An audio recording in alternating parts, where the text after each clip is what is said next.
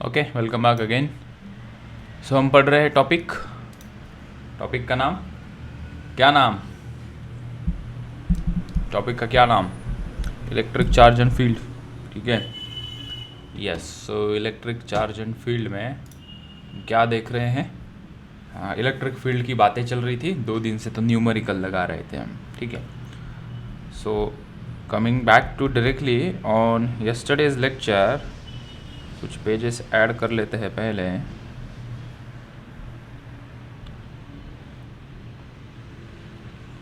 ये ना हेवी हो गया यार पेज में, ये नहीं चाहता पेज, यहाँ से गई ये पेज उठा। हाँ,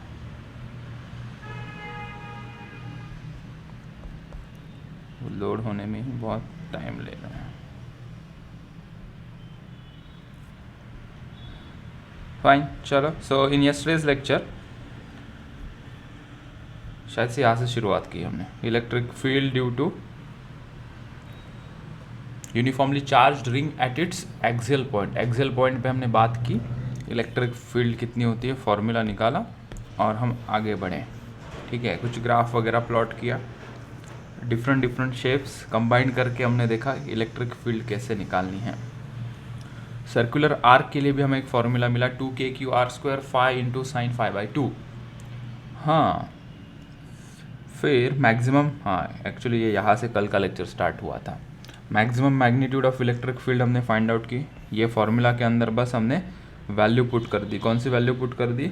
r/√2 वाली, क्योंकि वो डिस्टेंस पे इलेक्ट्रिक फील्ड वहाँ पे मैक्सिमम होती है। ठीक है, अभी इस टाइप का फॉर्मूला जो है ना हमें और आगे मिलेगा, magnetic effect of electric current इस टॉपिक के अंदर। जब हम मैग्नेटिक इफेक्ट का प्रभाव देखेंगे, current carrying coil magnetic field produce करती है, उसका भी फॉर्मूला कुछ इस प्रकार से आता है। तो टोटल हमारे सिलेबस में ना 3 प्रकार के फील्ड्स आएंगे। एक तो पहले हो चुकी क्लास 11 में, दैट इज़ ग्रेविटेशनल फील्ड। एक इस टॉपिक में पढ़ रहे, दैट इज़ इलेक्ट्रिक फील्ड। और एक आने वाली है, दैट इज़ मैग्नेटिक फील्ड। ठीक है, ये टॉपिक में नहीं, 2-3 टॉपिक के बाद आएगी वो। फिर हमने कुछ डिफरेंट 4 रॉड्स लिए, उनके सेंटर पे इलेक्ट्रिक फील्ड पूछी थी। अगर ये charge same density, linear charge density same होती तो हम 0 आंसर कर देते, लेकिन यहाँ पे चार्ज डेंसिटी डिफरेंट थी, इसलिए हमें आंसर कैलकुलेट करना पड़ा। फिर इसको सॉल्व किया हमने, फिर बस और 2-4 क्वेश्चन बाकी है इस कॉन्सेप्ट के थ्रू, वो भी हम कवर कर लेते हैं। ओके, रेडी हो बच्चों? स्टार्ट करें आज की class. Are you guys ready? Yes बिल्कुल सर, पूछो, लास्ट क्वेश्चन के डाउट्स पूछो। यस।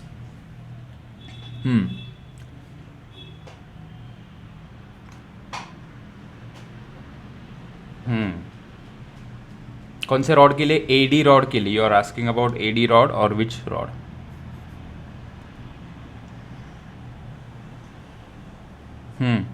ओनली परपेंडिकुलर कंपोनेंट बचेगा हर एक रॉड के लिए ना, परपेंडिकुलर कंपोनेंट ही बचेगा।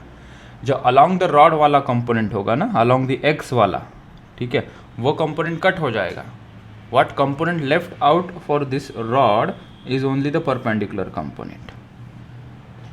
ये रॉड का भी कौन सा कंपोनेंट बच रहा है? सिर्फ परपेंडिकुलर। हाँ पूछो अभी। यस,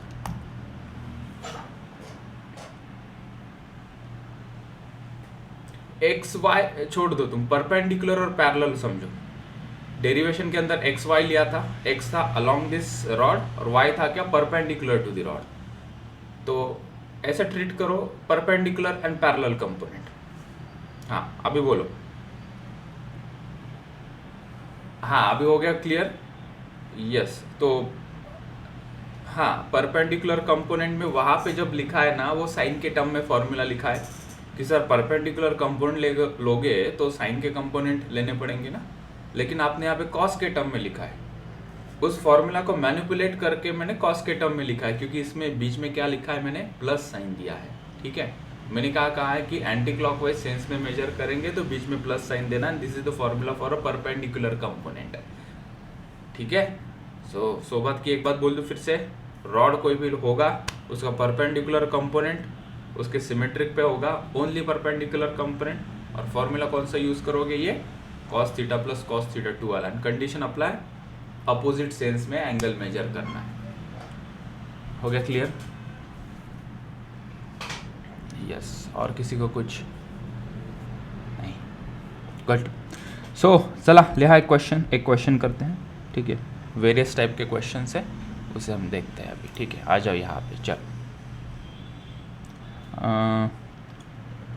दो रॉड हमारे पास, दो चार्ज स्पीयर्स हमारे पास गिवन हैं।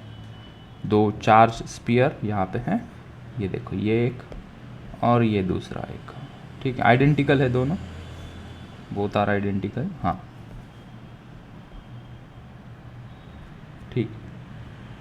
थोड़े दूर दूर दिखा देते हैं ना, ये यहाँ पे इनके बीच के सेंटर टू सेंटर डिस्टेंस दिखा देते हैं r, ठीक है। सेम इसकी रेडियस r है, इसकी रेडियस भी r है। इनको प्लस q चार्ज दिया है, इसको भी प्लस q चार्ज दिया, मतलब इसके ऊपर q चार्ज मौजूद है, इसके ऊपर भी q चार्ज मौजूद है, ठीक है। ऑलराइट, क्वेश्चन अभी स्टार्ट हो रहा है। क्वेश्चन में बोला गया है अ थर्ड स्पीयर, ये दो स्पीयर है, इसके अलावा एक थर्ड स्पीयर भी है। Third sphere which was uncharged first, तीसरा जो स्पीयर है ना, ये वाला, देखो देखो देखो देखो बच्चों, कितना प्यारा स्पीयर लेकर आया हूँ मैं। ये अनचार्ज था पहले, ठीक है, लेकर आए हम इसको। गरीब था बेचारा, कोई चार्ज नहीं था इसके ऊपर, गांव से आया था शहर की तरफ, कोई चार्ज दे दे मुझे, इसकी तलाश में। अनचार्ज स्पीयर फर्स्ट, ठीक है, uncharge was uncharge first, then it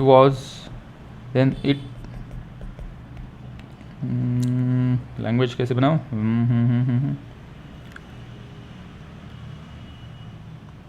then it first touch with sphere B and then it is touched with, इसको B मान लेते हैं और इसको C मानते हैं, with sphere C। अभी पूछते हैं, now find the net force between B and C if they are distance apart, ठीक है। कितनी मस्त स्टोरी बनाई है क्वेश्चन के थ्रू, देखो मज़े लो क्वेश्चन के। ये दोनों स्पीयर थे B और C, इनके भी ऊपर चार्ज था Q और Q। फिर तीसरा चार्ज आया गांव से, वो पहले किससे मिला? It first touch with sphere B से मिला। कोई नौकरी दे दो यार, कुछ तो 2 रुपये दे दो, कुछ दे दो। तो जब इसके साथ ये टच हुआ तो B ने कुछ चार्ज दिया इसको, ठीक है। बहुत कॉमन क्वेश्चन, बहुत बार आता है, ध्यान देना। तो इसके पास कुछ चार्ज हुआ, इसने कहा कि यार अभी हम अगर C से मिलेंगे, C भी तो हमें कुछ चार्ज देगा। तो ये C के साथ टच हुआ, जब दो बॉडीज टच होती है तो चार्ज की लेन देन होती है, तो कुछ लेन देन हुई इस अनचार्ज और C के बीच में, जो कि पहले B से मिल के आया था। तो हमें पूछा है फिर अभी ये भी चार्ज हो गया, इसके ऊपर भी चार्ज है, तो इन दोनों के बीच में फोर्स कितना रहेगा वो बताओ। बहुत सुंदर सा कॉन्सेप्ट है, देखो कैसे डील करना है इसको, ठीक है। फर्स्ट सिनारियो क्या हो रहा है, व्हेन, इसको नाम दूं क्या मैं, कुछ ए नाम दे दे। व्हेन A टचेस B, जब A अनचार्ज स्पीयर B को टच करेगा तो क्या होगा, ये दो स्पीयर के अंदर ना चार्ज डिस्ट्रीब्यूशन फैल जाएगा, चार्ज A के ऊपर कुछ आ जाएगा। कितना आ जाएगा, टोटल चार्ज कितना है हमारे पास अभी, जो B के ऊपर है, B के ऊपर कितना है टोटल चार्ज, प्लस Q, ठीक है। तो चार्ज इस तरीके से रीडिस्ट्रीब्यूट हो जाता है कि दोनों को इक्वल चार्ज मिलता है, ठीक है। तो मेरे पास टोटल चार्ज कितना है, मैं लिख देता हूँ। टोटल चार्ज मेरे पास कितना है बच्चों, मेरे पास है Q, ठीक है। अभी दो बॉडीज टच होंगे तो चार्ज विल डिस्ट्रीब्यूटेड इक्वली। पहला पॉइंट, टोटल चार्ज मेरे पास Q है। कहाँ है Q, दिखाओ। अरे ये देखो, ये B के ऊपर जितना चार्ज है वो टोटल चार्ज है। A के ऊपर कहीं चार्ज है क्या अपने पास, नहीं, इनको हमने टच किया तो क्या हो रहा है, तब की बात चल रही है ना। तब क्या होगा, charge will distribute equally on both spheres. ठीक है, तो टोटल चार्ज क्यू है, दोनों स्पीयर के ऊपर चार्ज फैला देना है, तो कैसे डिस्ट्रीब्यूट होगा इक्वली, Q/2 इसके ऊपर और Q/2 इसके ऊपर आ जाएगा। मानते हो नहीं मानते हो? तो ये जो B चार्ज है बच्चों, ये B बॉडी है, इसके ऊपर चार्ज कितना आएगा अभी, Q/2, और जो पहले A था जो अनचार्ज था, इसके ऊपर चार्ज कितना आ जाएगा अभी, A के ऊपर चार्ज कितना आ जाएगा बच्चों, बोलो बोलो बोलो, Q/2। ठीक है, जब दोनों बॉडीज़ भले ही एक चार्ज हो यहाँ पे, भले ही एक अनचार्ज हो, टच कर दिया तो यूनिफॉर्मली, मतलब चार्ज इक्वली, यूनिफॉर्म क्या कह रहा हूँ मैं, इक्वली डिस्ट्रीब्यूट हो जाएगा। तो पहले Q के पास टोटल चार्ज Q था और A के पास कोई चार्ज नहीं था, अभी क्या हो गया, दोनों के पास आधा आधा चार्ज हो गया। तो भी गुस्सा हो गया होगा ना, हाँ इसके पास कुछ नहीं था, मेरा आधा लेके गया। ठीक है, चलो अभी A कहाँ जा रहा है, A कहाँ जा रहा है, A is going toward C। ठीक है, now we are touching A and C। ठीक है, हम सेकंड की सिचुएशन में लिख लेते हैं, इसको छोटा करते हैं, जगह बनाएंगे मस्त, पॉइंट 2 लिखते हैं यहाँ पे, right the point 2 here. Now A touches C, A C को टच कर रहा है, तो टोटल चार्ज कितना है भैया यहाँ पे हमारे पास, टोटल चार्ज वह कितना है बेटा, A और C का मिला के कितना है बोलो ना, अभी A के पास Q/2, C के पास Q, ऐड करो ना दोनों को, कितना है टोटल चार्ज, कितना है, Q/2 plus Q, that is 3Q/2, इतना टोटल चार्ज हमारे पास है, यस सर नो।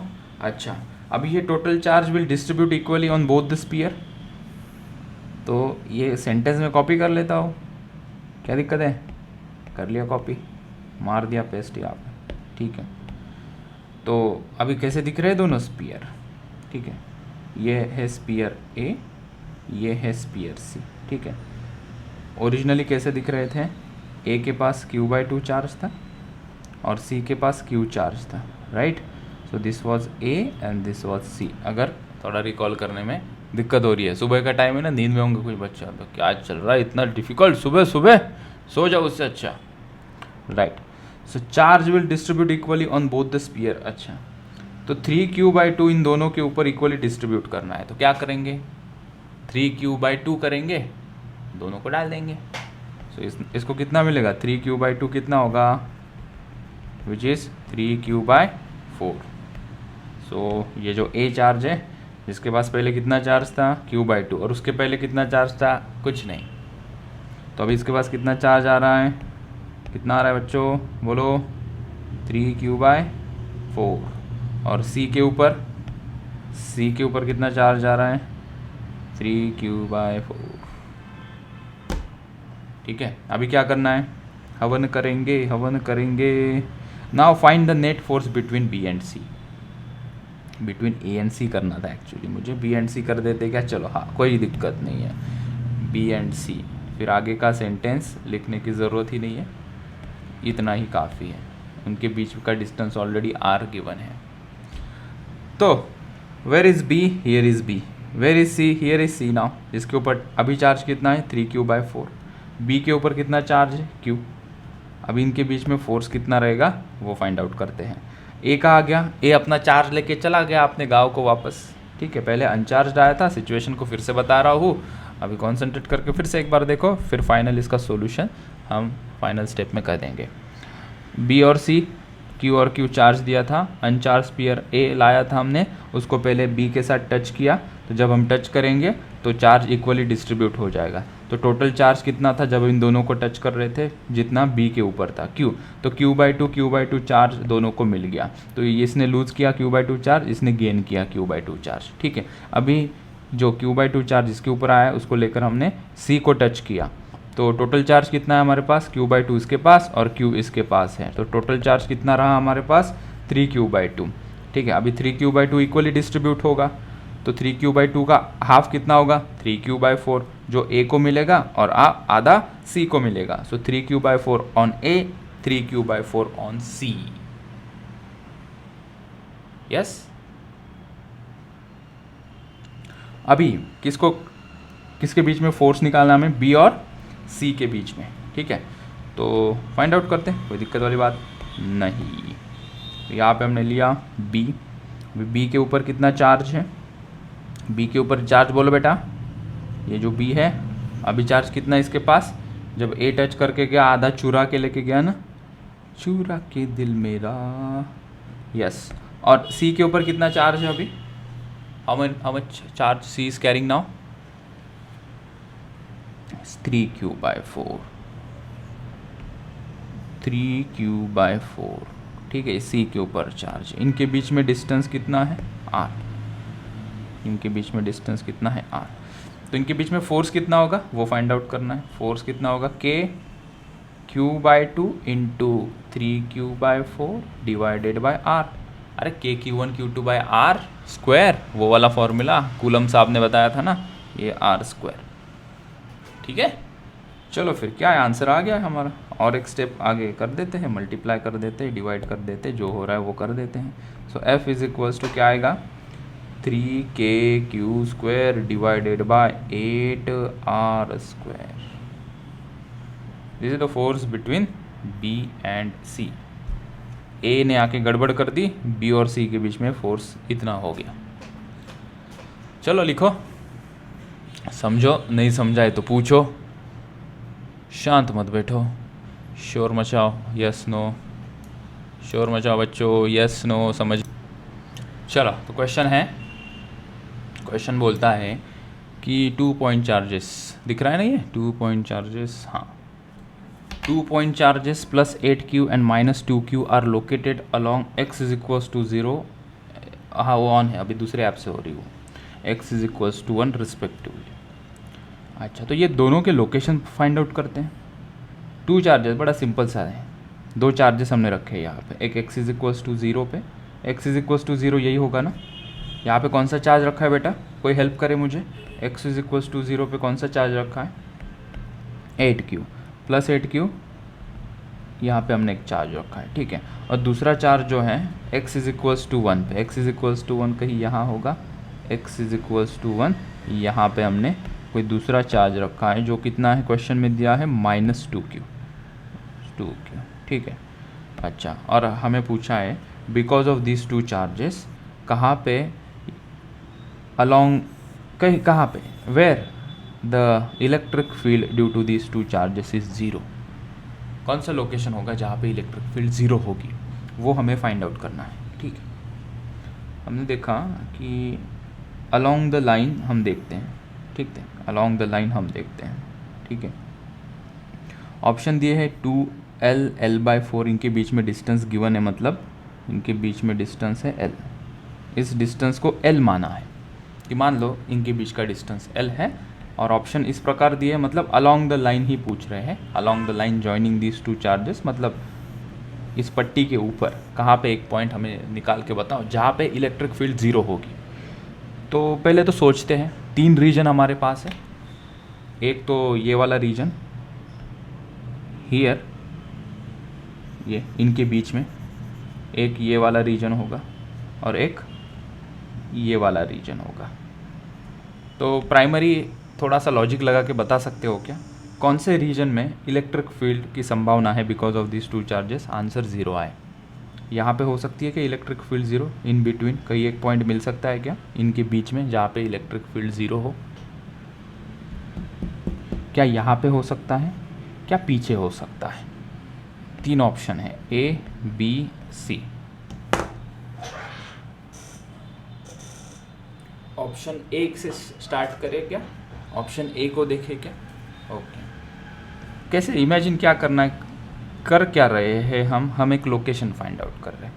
छोटा सा पार्टिकल हमने यहाँ पे रखा, लेट से कोई P यूनिट चार्ज हमने यहाँ पे रखा, बिकॉज ऑफ दिस 2 यहाँ पे नेट फोर्स 0 होना चाहिए, नेट फोर्स 0 होगा तो भी इलेक्ट्रिक फील्ड 0 होगी, बराबर है।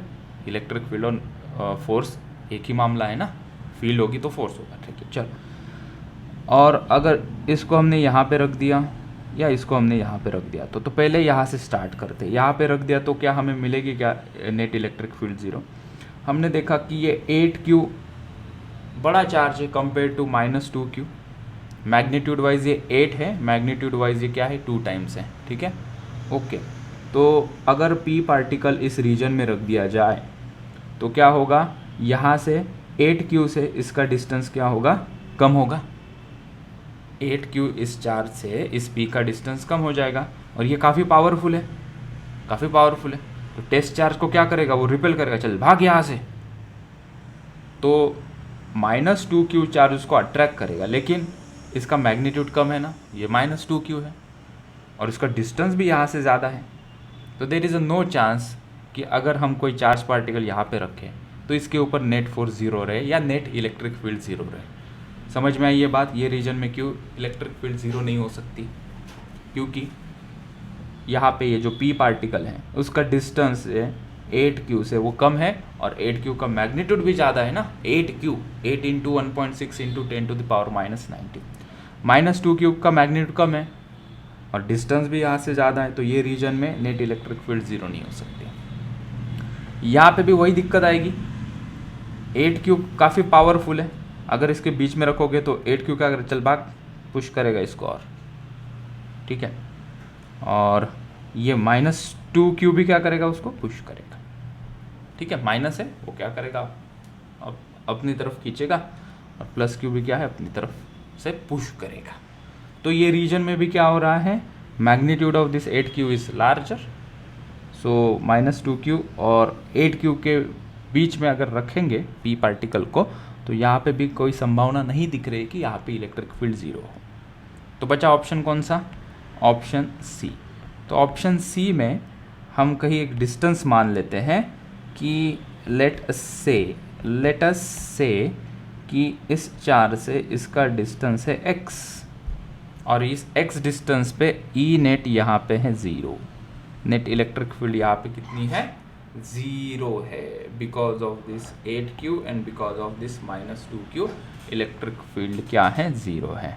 कैसे 0 होगी, देखो ये -2Q इस पार्टिकल P को क्या करेगा, अपनी तरफ खींचेगा और 8Q इस P पार्टिकल को क्या करेगा, अपनी तरफ से पुश करेगा, लेकिन इसका डिस्टेंस यहाँ से ज़्यादा है, होना भी चाहिए क्योंकि ये पावरफुल है, जितना पावरफुल है उतना दूर रखो भाई, ठीक है, नहीं तो बहुत ही ज़्यादा पुश कर देगा।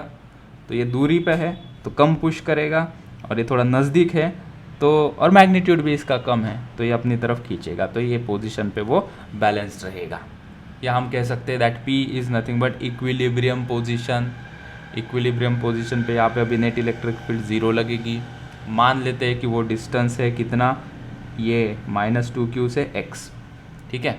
तो पॉइंट P पे नेट इलेक्ट्रिक फील्ड 0, इसका मतलब क्या है, इनको मैं नाम देना चाहूँगा, इसको नाम देते हैं A, इसको नाम देते हैं B, ठीक है। तो हम लिखते हैं electric field due to A at P must be equals to electric, हाँ यार ये ज़रा दिखता नहीं है कलर, ये वाला एक कलर ये दिख रहा है क्या, देखो electric field due to A at P, ये दिख रहा है ना बेटा colour. So electric field due to A के कारण जो electric field at point P है और B के कारण जो electric field at point P है वो इक्वल होनी चाहिए। So electric field due to B at P लिख देंगे। इलेक्ट्रिक फील्ड का फॉर्मूला क्या है हमारे पास, ये तो बना दिया सर आपने, बता दिया ये रीजन में इलेक्ट्रिक फील्ड 0 होगी, यहाँ पे नहीं होगी, यहाँ पे भी नहीं होगी, ठीक है। यहाँ पे ये रिपेल हो जाएगा, यहाँ पे ये यहाँ से भाग जाएगा, पुश हो जाएगा, okay. Electric field due two point charge का हमने फॉर्मूला देखा था, KQ/R², याद है, यहाँ पे दिखा देता हूँ, कहाँ गया पॉइंट, अभी तो कंटिन्यूस बॉडी की बात चल रही थी ना, तो बीच में ही हमने पॉइंट चार्ज का क्वेश्चन डाल दिया। देखो 2 रीजन है, सो ये पॉइंट चार्ज से due two point charge electric field का फॉर्मूला क्या होता है, KQ/R², वो हमने लिया, पुट कर देते हैं।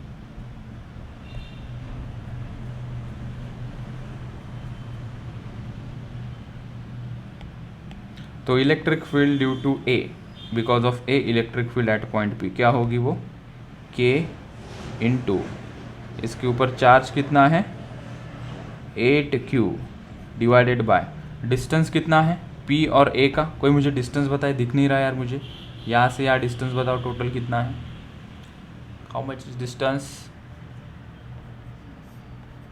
L प्लस एक्स करना चाहिए ना, और उसका whole square is equals to, चलो इसे कंप्लीट करो अभी, electric field due to P,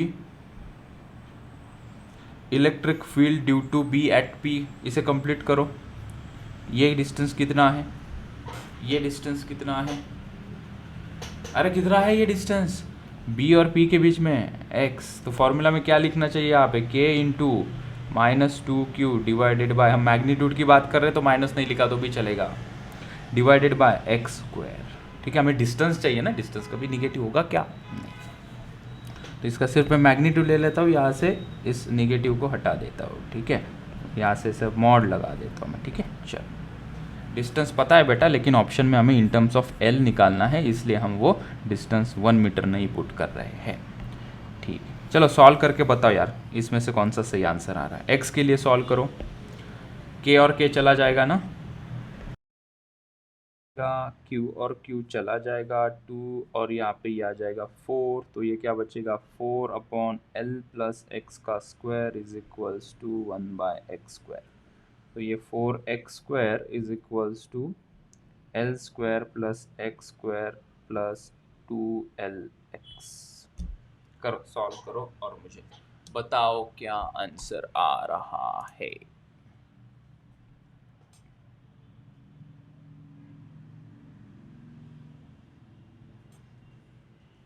सीधा सीधा स्क्वायर रूट भी ले सकते हो ना, इतना यहाँ जाने की ज़रूरत नहीं, करो, वो अननेसेसरी क्वाड्रेटिक बना देगा, चलो square root on both side, take the square root on both side, क्या हो जाएगा 2/L plus x is equals to 1/x, ना रहा है x इज इक्वल्स टू, मुझे लगता है 2L आना चाहिए, taking square root on both side, taking square root on both side, क्या आएगा ये 4 हो जाएगा 2L प्लस एक्स का होल स्क्वायर हो जाएगा L plus x is equals to ये हो जाएगा 1/x, ठीक है, तो ये क्या हो रहा है, सही किया ना हमने, यस, तो ये हो रहा है 2x is equals to L plus x, 2x minus x is equals to L, so x is equals to L आ रहा है, ठीक है, ऑप्शन में तो है नहीं, कोई कैलकुलेशन मिस्टेक है क्या, देख लेते हैं, ठीक है, के कट हो गया, ये हो गया एक्स स्क्वायर दिस के और के क्यू कट हो गया 4L प्लस एक्स बराबर आ रहा है, yes, x is equals to L, double distance पे रखना पड़ेगा, एक ऑप्शन क्रिएट कर देते हैं E it is L, x is equals to L, double distance पे रखना पड़ेगा अगर हम A से मेजर करेंगे, ठीक है, फिर भी एक बार देख लो, कोई कैलकुलेशन मिस्टेक तो नहीं लग रही मुझे, 4 आ गया, ये स्क्वायर रूट हो गया 2L plus x, correct, x is equals to L, distance पे उसे रखेंगे, यस, आई बात समझ में बच्चों, कैसे किया ये क्वेश्चन आया समझ में, प्लीज रिप्लाई करो, तो आवाज़ कानों से बाहर आ गई स्पीकर से, और एक क्वेश्चन करेंगे, let's see what we have in our bucket,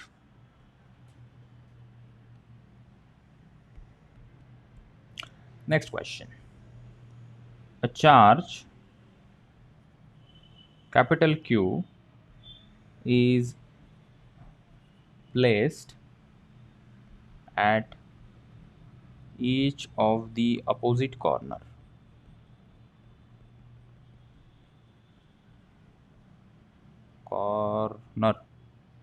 बराबर है ना स्पेलिंग कॉर्नर का, कॉर्नर्स ऑफ ए स्क्वायर, ठीक है, full stop, a charge small q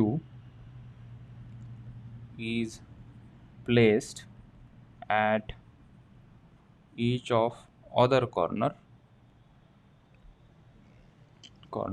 full stop the net if the net electric force on q is 0 comma देके पूछते हैं then q upon small q equals, ठीक है, पहला option 1, दूसरा ऑप्शन -1/√2, तीसरा ऑप्शन -2√2, चौथा ऑप्शन है -1। तो 4 ऑप्शन दिए हैं। इस प्रकार से क्वेश्चन है। क्वेश्चन तुम लोग होमवर्क पे सॉल्व करना। इसको सॉल्व करने का तरीका मैं बताकर जाता हूँ, ठीक है, ताकि हम क्लास को थोड़ा आगे बढ़ा सकें। क्वेश्चन को रीड किया हमने। Charge Q is place at each corner of the opposite corners, ठीक है। सो हमने यहाँ पे प्लस क्यू रखा है, ठीक है, एक प्लस क्यू चार्ज यहाँ पे और एक यहाँ पे अपोजिट कॉर्नर पे प्लस क्यू चार्ज है, ठीक है। सिंपली क्यू लिखा है मतलब पॉजिटिव चार्ज होगा प्लस क्यू, ठीक है। A charge small Q is place at each of the other corner, अभी बचे हुए कॉर्नर पे हमने ये क्यू चार्ज रख दिया, ठीक है। क्यू चार्ज हमने यहाँ पे रख दिया, ठीक है। नेगेटिव लेना पड़ेगा नहीं तो आंसर नहीं आएगा। माइनस क्यू चार्ज हमने रख दिया, ठीक है। तो माइनस क्यू क्वेश्चन में करेक्ट करना उसे माइनस क्यू चार्ज लिखना। माइनस क्यू चार्ज हमने दोनों अपोजिट कॉर्नर पे रख दिया, ठीक है। If the net electric force on Q, इसके ऊपर भी और इसके ऊपर भी नेट इलेक्ट्रिक फोर्स क्या है, 0 है। अच्छा, then Q upon small q का रेशो क्या होगा। तो क्या करना, हिंट देकर जा रहा हूँ। इसके अंदर पहले तो नाम दे दो ए बी सी और ये डी। मान लो कि इस net force on A equals to 0, A के ऊपर नेट फोर्स 0 मान लो, कोई भी मान सकते हो तुम, सी के ऊपर भी मान सकते हो क्योंकि क्वेश्चन ही वैसा कह रहा है कि net force on Q is 0। तो एक को मान लो यहाँ पे और उसको ही सॉल्व करते हैं। तो नेट फोर्स ऑन क्यू कैसे लगेगा वो देखते हैं, ठीक है। तो ए हमने ड्रॉ किया, ए यहाँ पे, इसको कौन कौन फोर्स लगा रहा है बेटा, ये बी पे जो चार्ज है वो क्या करेगा, अपनी तरफ खींचेगा, और ये जो डी पे चार्ज है वो भी उसको क्या करेगा, अपनी तरफ खींचेगा, और ये जो सी पे चार्ज है वो क्या करेगा, उसको अपने से दूर खींचेगा। So there are 3 forces acting on this charge place at A. एक तो फोर्स जो डी लगाएगा, जो फोर्स बी लगाएगा, और ए के ऊपर जो फोर्स लगाएगा सी, फोर्स ऑन सी, ठीक है। अब इसके आगे तुम सॉल्व कर सकते हो। इन दोनों का फोर्स का रिजल्टेंट निकालो, इनके बीच में एंगल कितना है, 90 डिग्री है। इन दोनों का रिजल्टेंट कहाँ आएगा, नीचे की तरफ आएगा। इन दोनों को इक्वल कर देना, इसका जो रिजल्टेंट आएगा इसको और इसको इक्वल कर दोगे तो तुम्हें बराबर क्यू अपॉन स्मॉल क्यू का रेशो मिल जाएगा। क्या इतनी बात समझ में आ रही है समझदार बच्चों, हिंट आ गई समझ में। ऐसे कैसे है रे बच्चे, रिप्लाई ही नहीं करते। 4 चीज़ें हैंडल कर रहा हूँ, इतनी सारी चीज़ें, बस एक माइक ओपन करके तुम रिप्लाई नहीं कर सकते।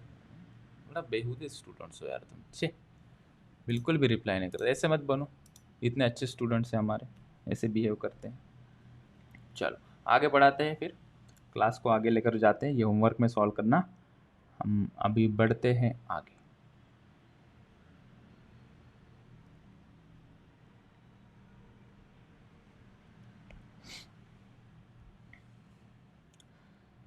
अभी इलेक्ट्रिक फील्ड की बातें चल रही है हमारी, हमने बीच में कुछ क्वेश्चंस किए हैं और फिर से हम इलेक्ट्रिक फील्ड को ज्वाइन हो जाते हैं। कितने अभी तक इलेक्ट्रिक फील्ड की डेरिवेशन या फॉर्मूलेज हमने लिखे, लास्ट वाला कहाँ लिखा था वो हम बस देख लेते हैं, वो नंबर डालते हैं। हमने सर्कुलर आर्क का किया था 6, अभी तक हमें फॉर्मूलाज मिले इलेक्ट्रिक फील्ड स्ट्रेंथ या इलेक्ट्रिक फील्ड के। 7वां फॉर्मूला, 7th फॉर्मूला, ठीक है। Electric field due to a uniformly charged non conducting, ये वर्ड्स काफ़ी ज़रूरी है, नॉन कंडक्टिंग इनफाइनाइट शीट। ठीक है, मतलब एक हमारे पास बहुत बड़ी ऐसी शीट दी गई है। ठीक है, इतनी बड़ी शीट हमारे पास है, इनफाइनाइटली बड़ी है, इसलिए इसके कॉर्नर मैंने ऐसे जिगजैग दिखाया है। काफ़ी बड़ी शीट है, ठीक है, काफ़ी बड़ी। जैसे हमारे पास इनफाइनाइट रॉड था ना, ये ऐसा रॉड हमने निकाला था, इनफाइनाइट रॉड, और एट पॉइंट पी हमने इलेक्ट्रिक फील्ड निकाली थी, कितनी थी एट पॉइंट आर। इसका क्या फॉर्मूला था, electric field at point P because of this infinite rod, किसी को याद है? Anyone? 2k lambda by r. तो वैसे ही अगर इतनी बड़ी शीट हो तो उसके लिए क्या फॉर्मूला है वो हमें पूछा है। ठीक है, तो इसके ऊपर ये यूनिफॉर्मली चार्ज स्प्रेड है। इनफाइनाइट शीट होगी तो वो चार्ज डिस्ट्रीब्यूशन इसका यूनिफॉर्म ही होगा, कोई दूसरा चारा उसके पास बचेगा नहीं। ठीक है, तो मान लेते positive charge at this point P हमें पूछा है, which is at a distance मान लेते हैं कुछ x, which is at a distance x। Electric field बताओ कितनी होगी। तो फॉर्मूला आता है, डायरेक्टली फॉर्मूला हमारे पास आता है, electric field at a point p due to this infinite sheet. This is infinite non conducting, इसके ऊपर भी आएंगे, कंडक्टिंग होगी तो क्या होगा, नॉन कंडक्टिंग होगी तो क्या होता है, इनफाइनाइटली नॉन कंडक्टिंग शीट। ठीक है, तो इलेक्ट्रिक फील्ड आएगी इसकी सिग्मा अपॉन 2 एप्सिलॉन नॉट। ठीक है, सिग्मा अपॉन 2 एप्सिलॉन नॉट। हमने इनफाइनाइट रॉड के लिए किसके टर्म में लिखा था, अभी जस्ट हमने फॉर्मूला लिखा 2k लैम्डा अपॉन आर।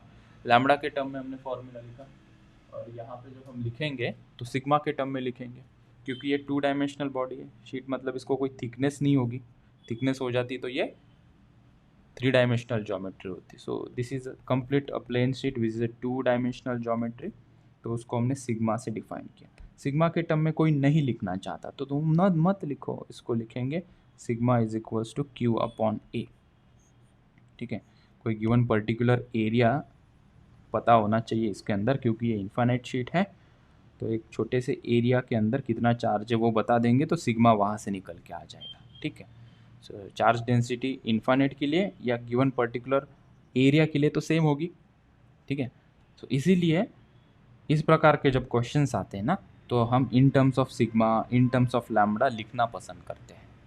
और हमें ये भी पता होना चाहिए कि सिग्मा होता है सरफेस चार्ज डेंसिटी और उसका फॉर्मूला होता है क्यू अपॉन ए। कभी ज़रूरत पड़ी यहाँ पे पुट करने की तो हमें ये भी पता होना चाहिए, सिग्मा को हम क्यू अपॉन ए लिखते हैं। ठीक है, हम और एक सिचुएशन क्रिएट करते हैं जहाँ पे हम कंडक्टिंग इनफाइनाइट शीट का फॉर्मूला लिखते हैं और फिर इन दोनों को कंपेयर करेंगे कि क्या बेसिक अंतर होता है conducting infinite sheet and non conducting infinite sheet के ऊपर। तो हम पॉइंट नंबर 8 बना देते हैं, इसको हो गया, इसको कर दिया हमने कंप्लीट। इसका फॉर्मूला आया है सिग्मा बाय 2 एप्सिलॉन नॉट। तो यहाँ पे हम आगे चलते हैं, पॉइंट नंबर 8 क्रिएट करते हैं, लिखते हैं इसका heading electric field due to large, infinite भी कह सकते हैं इसको, लार्ज का मतलब यहाँ पे हमको कहना है इनफाइनाइट मेटल या कंडक्टिंग शीट। ठीक है, पिछले सिचुएशन में नॉन कंडक्टिंग शीट थी, इस बार हम कंडक्टिंग शीट ले रहे हैं, तो मैं यही डायग्राम यूज़ कर रहा हूँ to explain the formula for conducting sheet. ठीक, जब हम कंडक्टिंग शीट की बात करेंगे ना, तो इसके पीछे भी इलेक्ट्रिक फील्ड जाएगी इस तरह, आगे के डायरेक्शन में भी इलेक्ट्रिक फील्ड मौजूद होगी। हो क्या रहा है सर, ऐसा ही in this last situation if you see we'll get electric field only in this direction। ठीक है, अगर चार्ज इस सरफेस पे हमने दे दिया इस प्लेट को, तो इलेक्ट्रिक फील्ड इस डायरेक्शन में आएगी। लेकिन जब हम कंडक्टिंग की बात करेंगे तो कंडक्टिंग प्लेट के अंदर इलेक्ट्रिक फील्ड हमें पीछे के डायरेक्शन में भी देखने को मिलेगी। क्या हो क्या रहा है एग्जैक्टली यहाँ पे हम देखते हैं। ठीक है, मेरे पास एक मेटल शीट आ जाए कोई, हाँ ये आ गई, रिमोट से काम चला लेते हैं, स्विचिंग द कैमरा हियर। देखो ये मान लेते हैं कि ये नॉन कंडक्टिंग शीट मेरे पास है। ठीक है, इसका ये सरफेस देखो दिख रहा है, ये सरफेस, इसको हमने चार्ज दे दिया। ठीक है, इसको कहीं लेके गए, कहीं से चार्ज लेकर आए, इसके ऊपर इस सरफेस के ऊपर चार्ज आ गया है। ठीक है, तो ये प्लास्टिक है मतलब नॉन कंडक्टिंग है, तो इसके ऊपर जो चार्ज हम देंगे ना, यहाँ पे अगर चार्ज पार्टिकल है तो वो वही रहेगा, वो अपनी जगह नहीं छोड़ के जा सकता, because it is a non conductor. Movable electrons काफ़ी कम होते हैं उसके पास। ठीक है, तो जब हम इसको चार्ज देंगे तो charge will only be available on this side. ठीक है, तो जब इधर ही चार्ज है, मान लो इधर पॉजिटिव चार्ज है, ऐसे पकड़ता हूँ मैं टेढ़ा, यहाँ पे पॉजिटिव चार्ज है, तो इलेक्ट्रिक फील्ड इसी डायरेक्शन में आएगी। ठीक है, ऑन दी अदर हैंड अगर मैं कोई मेटल शीट लेकर आता हूँ, कोई मेटल शीट लेकर आते हैं, इस वॉलेट को हम मानते हैं थोड़ी देर के लिए मेटल शीट है। ठीक है, ये मेटल शीट हमारे पास है, इस मेटल शीट को हम चार्ज देते हैं, कहीं से चार्ज देकर आए हम इसको। ठीक है, तो मेटल कंडक्टर होता है, because of it is a good conductor. इसके अंदर जो चार्ज है ना, वो चार्ज इस सरफेस के अलोंग मूव हो सकता है, इस सरफेस के अलोंग क्या हो सकता है, ये मूव हो सकता है। ठीक है, तो जब हम इसको चार्ज देंगे, this is a metal sheet, जिसको हम चार्ज देंगे तो चार्ज इस साइड पे भी आएगा और चार्ज इस साइड पे भी आएगा। On the other hand non metal sheet के अंदर क्या हो रहा था, यहाँ पे हमने चार्ज दिया, चार्ज यहीं पे रुक रहा था, चार्ज डिस्ट्रीब्यूट नहीं हो रहा था, चार्ज एक जगह से दूसरी जगह पे चल नहीं रहा था। मेटल शीट के अंदर क्या हुआ, चार्ज हमने दिया यहाँ पे तो वो ऐसा डिस्ट्रीब्यूट हो जाएगा कि वो पूरे मेटल शीट के सरफेस के ऊपर फैल जाएगा ऑन ऑल द साइड्स। ठीक है, तो यही अंतर है, इसीलिए हमने ये जो डायग्राम दिखाई, कहाँ पे है ये डायग्राम, यहाँ पे। जो मेटल शीट के अंदर जो चार्जेस हैं वो through out the sheet spread out हो जाएंगे, मतलब ये साइड में भी स्प्रेड आउट हो जाएंगे। तो अगर वो साइड पे चार्ज आ गया तो वहाँ पे इलेक्ट्रिक फील्ड इस डायरेक्शन में होगी, away from the sheet. Negative charge लोगे तो इलेक्ट्रिक फील्ड अंदर की तरफ आएगी, ये बात है। तो यहाँ पे फॉर्मूला क्या बन जाएगा, अगर हम यहाँ पे फॉर्मूला की बात करेंगे कि net electric field because of this sheet, वो हो जाएगी, इसको मान लेते हैं E1 और इसको मान लेते हैं E2। तो दो net electric field due to infinite conducting sheet will be, किसका माइक खड़खड़ खड़खड़ खड़खड़, कौस्तुभ क्या रे ए, कितना लेट ज्वाइन करता है, क्लास में आया और खड़खड़ भी बजाया। सिग्मा बाय 2 एप्सिलॉन नॉट, एक साइड के लिए हमारे पास फॉर्मूला आया था, एक साइड के लिए sigma by 2 epsilon not, conducting के लिए दो साइड है जहाँ पे इलेक्ट्रिक फील्ड मौजूद है, तो sigma by 2 epsilon naught plus sigma by 2 epsilon naught करेंगे तो net electric field because of metal conducting infinite sheet will be equals to sigma by epsilon naught. ठीक है, अभी 100 बात की एक बात सुन लो, यहाँ पे पीछे आए हम 7th पॉइंट में हम देखा कि नॉन कंडक्टिंग इनफाइनाइट शीट है, नॉन कंडक्टिंग इनफाइनाइट शीट है, फॉर्मूला में देखा आया सिग्मा बाय 2 एप्सिलॉन नॉट। अच्छा ठीक है sir, sigma by 2 epsilon not आया, लेकिन सर फॉर्मूला में कहीं एक्स नहीं दिखा हमें, फॉर्मूला में कहीं एक्स दिख रहा है क्या, नहीं दिख रहा है। मतलब जब हम इनफाइनाइट शीट की बात करते हैं, चाहे पॉइंट यहाँ पे हो चाहे पॉइंट यहाँ पे हो, डिस्टेंस से कोई लेना देना नहीं होता है। मतलब at point P here, at point P which is very far away from this will have the same effect. So जेव्हा आपण इन्फायनाइट शीटची गोष्ट करू, when we talk about infinite sheet, distance का इसमें कोई रोल नहीं आएगा, पहली बात। दूसरी बात, दो केसेस यहाँ पे बने, एक non conducting infinite sheet, non conducting infinite sheet को हम चार्ज देंगे तो जहाँ पे चार्ज होगी वो वहीं पे रुकेगा। शीट को दो साइड होते हैं ना, एक पीछे वाली एक आगे वाली, तो पीछे वाले साइड में इलेक्ट्रिक फील्ड जीरो, कोई नहीं, कोई पार्टिकल यहाँ पे रखोगे तो कोई इलेक्ट्रिक फील्ड उसके ऊपर लगने नहीं वाली, यहाँ पे रखोगे तो इलेक्ट्रिक फील्ड लगेगी, कितनी लगेगी, सिग्मा बाय 2 एप्सिलॉन नॉट जितनी। आगे आए हम, अगर वो कंडक्टिंग शीट है, कंडक्टर गुड कंडक्टर क्या होता है, जो भी चार्ज दे दो उसके सरफेस पे आ जाता है। आगे हम इसको क्लियरली लिखने वाले हैं। तो इलेक्ट्रिक फील्ड पीछे भी आएगी, इलेक्ट्रिक फील्ड आगे भी आएगी।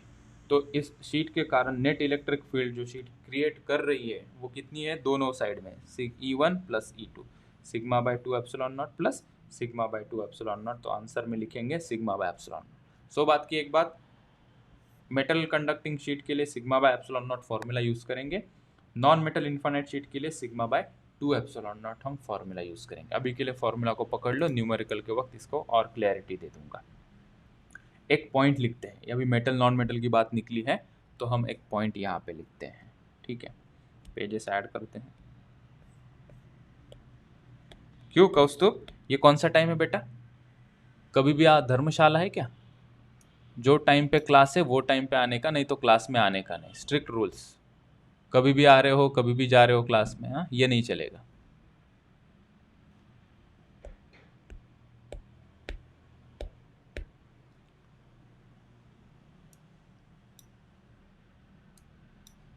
Give me a second.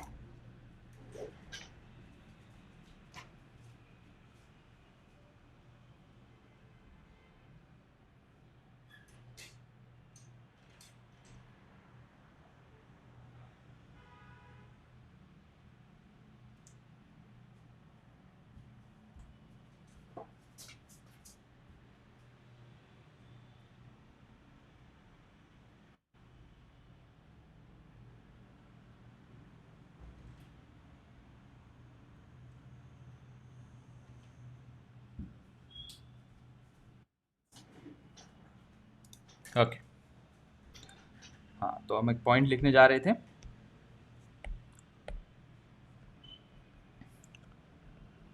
Electric field strength inside charged metal bodies. ठीक है, ये पॉइंट ज़रूरी है समझना। कोई एक बॉडी हमारे पास है, इसी शेप की एक बॉडी है। ठीक है, इसको हमने चार्ज दिया है, इसको हमने चार्ज दिया है। इसको क्लास से ही निकाल देता हूँ मैं अभी। तो Kaustubh, are you listening? Kaustubh and Kaustubh. He is inactive, just pretending he is joining the class. Computer इसको रिमूव किया जाए। ठीक, तो ये मेटल कंडक्टर है। तो दिस इज मेटल कंडक्टर।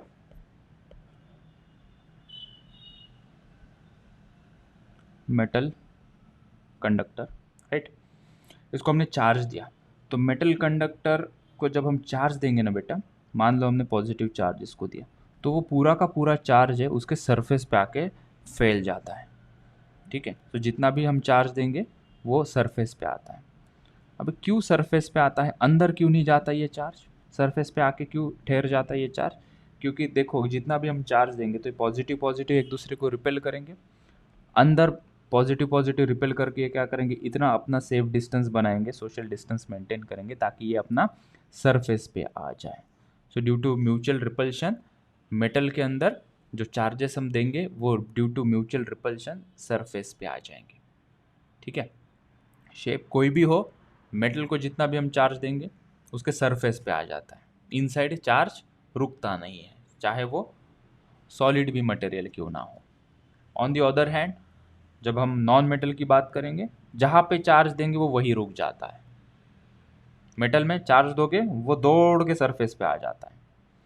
तो पॉइंट लिखते हैं इसके रिगार्डिंग, नोट, क्योंकि आगे के डिस्कशन में ये पॉइंट हेल्प करने वाला है। ठीक है, when A charge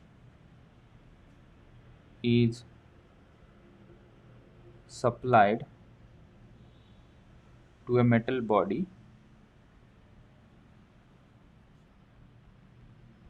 it is distributed on the outer surface of a body in such a way that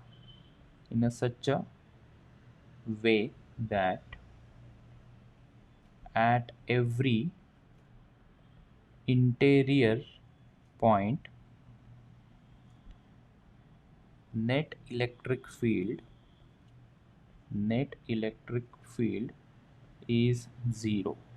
ठीक है, तो इस प्रकार से ये सरफेस पे आ जाते हैं, एक तो म्यूचुअल रिपल्शन के कारण बाहर, और उससे क्या होता है कि अंदर मेटल के अंदर नेट इलेक्ट्रिक फील्ड जो है वो ज़ीरो हो जाती है। ठीक है, तो इस प्रकार से चार्ज अरेंज हो जाते हैं कि अंदर नेट इलेक्ट्रिक फील्ड ज़ीरो हो जाए ताकि वो सरफेस पे आ जाते हैं चार्ज। ठीक है, और एक पॉइंट इसके अंदर डिस्कस करते हैं कि अगर किसी मेटल को हम इलेक्ट्रिक फील्ड के अंदर डाल दें तो क्या होता है। अभी तक हम किसी चार्ज पार्टिकल को इलेक्ट्रिक फील्ड के अंदर डाल रहे थे, अभी हम पूरी मेटल बॉडी को इलेक्ट्रिक फील्ड के अंदर रख देंगे तो वो कैसे बिहेव करती है उसकी हम जानकारी लेते हैं। पहले तो हम इस स्लाइड को समझते हैं, फिर से एक बार मैं समरी कर देता हूँ। मेटल्स बॉडी को कोई भी शेप रहे, उसको जब हम चार्ज देंगे तो चार्ज इस तरीके से रीडिस्ट्रीब्यूट होता है कि पूरा का पूरा चार्ज है वो उसके सरफेस पे आ जाता है। ठीक है, एक तो म्यूचुअल रिपल्शन के कारण वो बाहर आ जाता है और दूसरी चीज़ अंदर वो नेट इलेक्ट्रिक फील्ड ज़ीरो कर देता है। दूसरी बात यहाँ पे हम करते हैं, उसको एज अ पॉइंट ही बना देते हैं हम, charge induction in metal due to electric field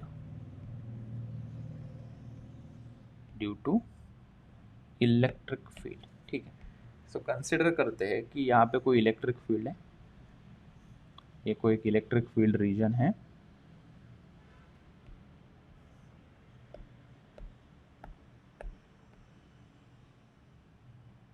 ये यहाँ पे। ठीक है, कोई एक मेटल बॉडी हमारे पास है, एक मेटल बॉडी ले लेते हैं of this colour, this is a metal body. ठीक है, ये है मेटल की बॉडी, अभी कोई चार्ज नहीं दिया इसको।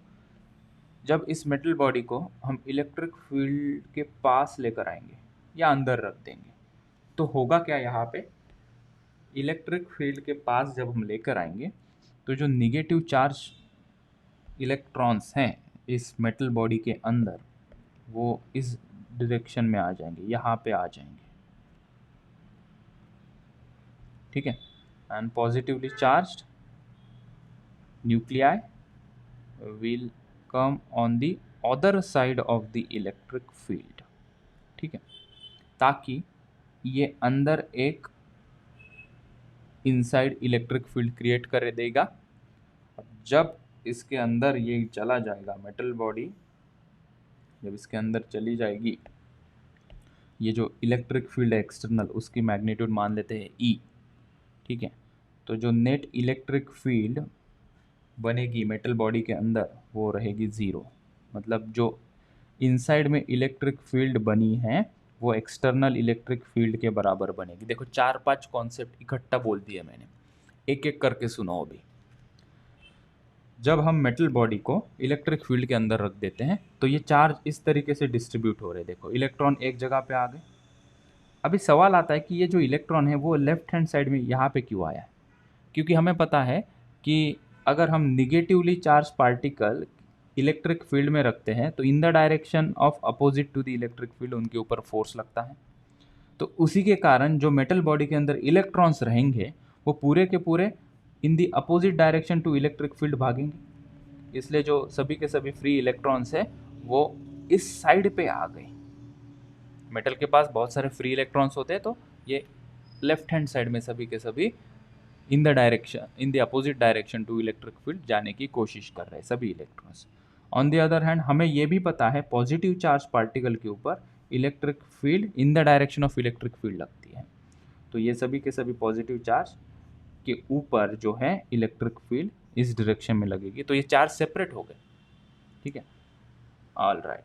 तो अभी जब चार्ज सेपरेट हो गए तो मेटल बॉडी के अंदर जो है वो इलेक्ट्रिक फील्ड क्रिएट हो गई, उसको मैंने EI से दिखाया है। उसका डायरेक्शन क्या है, इलेक्ट्रिक फील्ड का डायरेक्शन हमेशा अगर चार्ज के टर्म में लिखोगे ना वो पॉजिटिव से लेकर निगेटिव की तरफ होता है। तो इसलिए यहाँ पे एरो मैंने ये लेफ्ट की तरफ दिखाया है। सो पहले तो चार्ज यहाँ पे रीडिस्ट्रीब्यूट हो गए मेटल बॉडी के अंदर, और बिकॉज ऑफ दैट एक इलेक्ट्रिक फील्ड अंदर सेटअप हो गई। अब ये इलेक्ट्रिक फील्ड कितनी अमाउंट की होगी, जितनी एक्सटर्नल इलेक्ट्रिक फील्ड है, जितनी एक्सटर्नल इलेक्ट्रिक फील्ड की स्ट्रेंथ है। मान लो कि यह है 2 न्यूटन पर कूलम की, तो मेटल बॉडी भी अपने अंदर 2 न्यूटन पर कूलम की इलेक्ट्रिक फील्ड सेटअप करेगी, ताकि net electric field experience by the metal body will be equal to 0। ये कॉन्सेप्ट है इसके अंदर, ठीक है। एक पॉइंट इसके अंदर लिख लेते हैं हम, एज इनिशियली ये जो इंड्यूस्ड इलेक्ट्रिक फील्ड है, ई आई को क्या कहेंगे हम, नाम दे देते हैं induced electric field inside metal body. Induced हो गई ना, इलेक्ट्रिक एक्सटर्नल इलेक्ट्रिक फील्ड के पास लेकर गए, चार्ज डिस्ट्रीब्यूट हो गया, अंदर इलेक्ट्रिक फील्ड इंड्यूस्ड हो गई, क्रिएट हो गई। इनिशियली वो कम थी, जैसे जैसे नज़दीक लेकर जा रहे हैं हम, वैसे वैसे इलेक्ट्रिक फील्ड बढ़ेगी। सो पहले लिख लेते हैं, as initially induced electric field is less than this external electric field. ये क्या है, ई एक्सटर्नल इलेक्ट्रिक फील्ड, ठीक है। कॉमा दिया हमने, free electrons of metal drifts and increases the induced charge। तो जैसे जैसे इलेक्ट्रिक फील्ड के पास हम लेकर जा रहे हैं, एक एक करके इलेक्ट्रॉन लेफ्ट हैंड साइड में आ रहे हैं, ठीक है। So the free electrons of metal drift मतलब अपनी जगह छोड़ के दूसरी जगह लेफ्ट की तरफ आ रहे हैं, तो चार्ज बढ़ रहा है on the left hand side and increases the Q I, ठीक है। कब तक, टिल, कब तक ये वहाँ भागेंगे, जब तक ये जो अंदर की इलेक्ट्रिक फील्ड है वो एक्सटर्नल इलेक्ट्रिक फील्ड के बराबर नहीं हो जाती, ठीक है। Then after charge induction at every interior point of metal, net electric field will become